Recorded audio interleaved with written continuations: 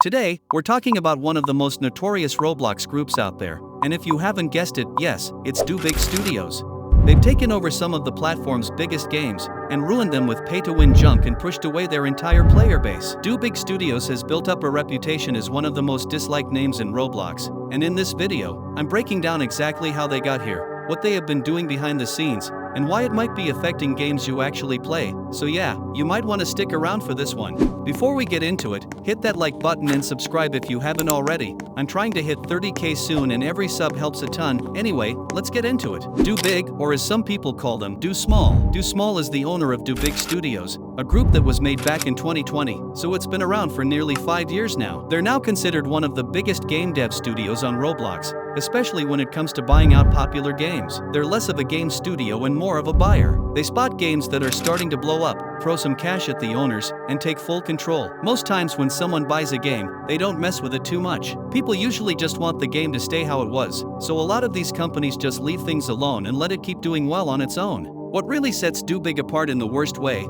is how they actually change the games they buy, and not in a good way. Most players end up furious, and the games usually fall off hard. Take Fish for example. It was one of the biggest games on Roblox just a few months ago. The game racked up insane numbers, reaching billions of visits only for DoBig Studios to swoop in after the original devs promised it wouldn't turn into a cash grab, and of course, DoBig did exactly that. They stuffed the game with microtransactions, pushed away most of the players, and now it's basically a ghost town. What used to have around 200,000 people playing constantly now barely scrapes 10k, that's a 95% drop. Just like that. Sometime later, DoBig Studios ended up taking full ownership of the game. Nobody knows the exact amount they paid, but it clearly wasn't small, since not long after, Woozy Nate pulled up with a McLaren worth over $500,000. So yeah, safe to say it was a massive payout. So if you check the Fish game now, it's straight up owned by DoBig, the same guy running DoBig Studios. They didn't just take over some random game, this was the game on Roblox for a while, sitting at the top charts and pulling wild numbers every day. Back then, Fish was super straightforward. There wasn't really any way to just throw Robux at the game and get ahead. You had to actually put in the time if you wanted to progress, but now, it's a whole different story. Just look at the shop, it's loaded with all kinds of stuff that you can pay for, like new rods, pets, cosmetics, all stacked with price tags that go up into the thousands of Robux. It's way more about spending than grinding now. So yeah, the game completely fell off, the player count dropped fast, and it got so bad that even big YouTubers started calling it out. One of them was Holy Grail 75. He made a video called The Diabolical Decline of Fish. It blew up, hit over 3 million views. The thumbnail literally had DoBig Studios and a graph crashing down with the words, "They blew it." That kinda tells you everything. Back when the game first popped off, spending Robux wasn't even a big part of it. The most you'd see was a luck boost for the server, and even that felt optional. But now, it's packed with overpriced extras, and it's obvious they're trying to squeeze out every bit of Robux they can. The game went from feeling fair and fun to looking like a cash grab, and that shift is exactly why people started turning away from it. And that's pretty much how it all started. DoBig Studios stepped in, took a game people genuinely enjoyed, and turned it into the exact kind of cash grab players are tired of seeing. The community turned on them fast. Even after the game started losing players fast, DoBig Studios didn't bother changing anything. They just kept the same money-hungry mess going. No updates to fix it, no attempt to bring players back, nothing. And because of that, most of the Roblox community can't stand them. People actually get nervous when they hear DoBig might buy another game, cause it usually means it's gonna turn into another pay-to-win mess. The first game to really take a hit after getting picked up by DoBig Studios was Blade Ball. No one knows the exact date they got their hands on it, but you can definitely tell when things started going downhill. It's become insanely pay-to-win now, and the community has caught on fast. What used to be a fun skill-based game slowly turned into what feels like a virtual casino, full of spins, luck systems, and overpriced game passes. Just another original game that ended up getting buried under microtransactions thanks to a company that only seems to care about squeezing every last Robux out of it. And then there's a Dusty Trip, a game that left a serious dent in Jandel's previously clean image. Just look it up and one of the first things you'll see is people talking about how Jandel messed it all up. The situation? A lot of players are still upset because the game was originally made by a 15-year-old developer who barely knew English. He ended up selling the game to Jandel in exchange for what was supposed to be millions of Robux. But things took a nasty turn. His Roblox account got banned not long after, and in the end, he walked away with nothing. How a Dusty Trip became pay to win. Let me explain. A Dusty Trip was originally made by a 15-year-old kid who didn't speak English. One day, Jandel offered $20,000 for the game, but the kid didn't know how to transfer it to his country, so he agreed to 5.7 million Robux, which he regretted a lot, because he ended up getting banned. Jandel ended up transferring ownership to the infamous Do_Big, and then the rest is history. and that just buried the game for good. But what nobody realized at the time was that this was just the start. Things were about to spiral way further, and DoBig? They weren't slowing down anytime soon. On August 1st, Steal a Brainrot pulled off something absolutely wild. 10 million people playing at the same time all at once. That officially made it the second biggest game on the entire platform. Like you would have never guessed this random game would blow up this hard. A couple years back, numbers like that would have sounded fake.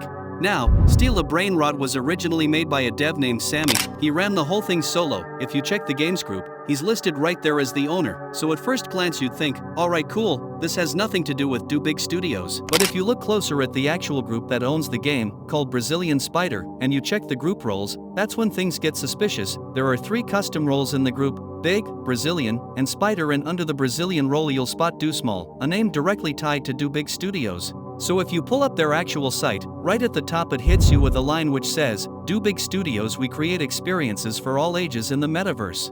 Cool, whatever. Then you'll see this stat tracker, and while it changes constantly, right now it's flexing over 3.8 million players online across all their games, and more than 50 billion total play sessions, which is just ridiculous. Then if you click the Explore Our Games button, it shows their whole lineup: Steal a Brainrot, Fish, A Dusty Trip, Color or Die, Baddies, and Blade Ball. Every single one of these has been a top game at some point, not just popular, but literally dominating Roblox for weeks or even months. Now if you head over to the Grow a Garden game and check the group that owns it, the name might not immediately scream DoBig Studios, but if you scroll around just a little bit, you'll notice some suspicious roles like analytics and a few others. And under one of those roles is the same guy, DoSmall, and the one behind Steal a Brainrot too. He's basically the main guy behind DoBig Studios. And while it's not officially confirmed, a lot of people are saying they own about 15% of Grow a Garden. No one really knows what kind of deal that was, but it probably cost them a few $100,000 just to get that slice.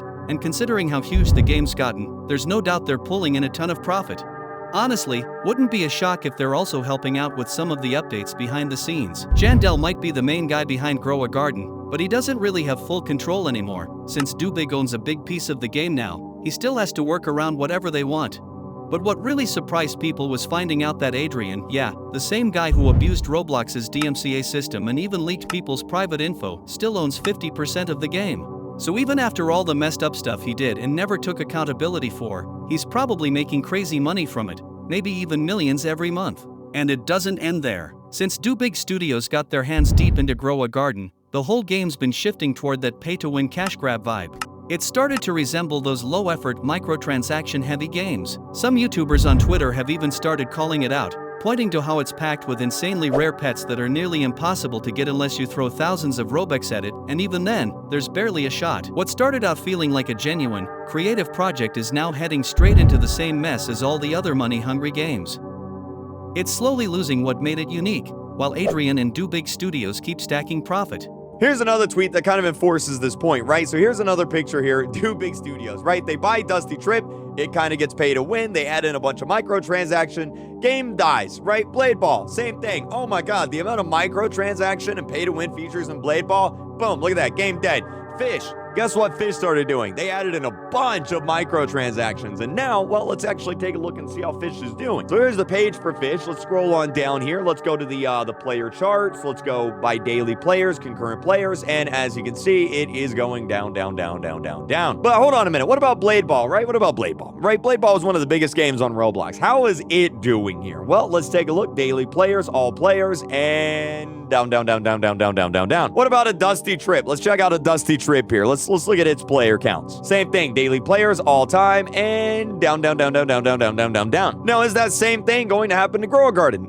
Probably. Honestly, probably at some point. It sucks to say, but money clearly took priority here. And honestly, nothing about the way DoBig operates seems like it'll change. They'll keep picking up new titles, draining the life out of them, and making even more cash, without ever really thinking about the players who actually care. That's gonna wrap it up. If you made it this far, I really appreciate you.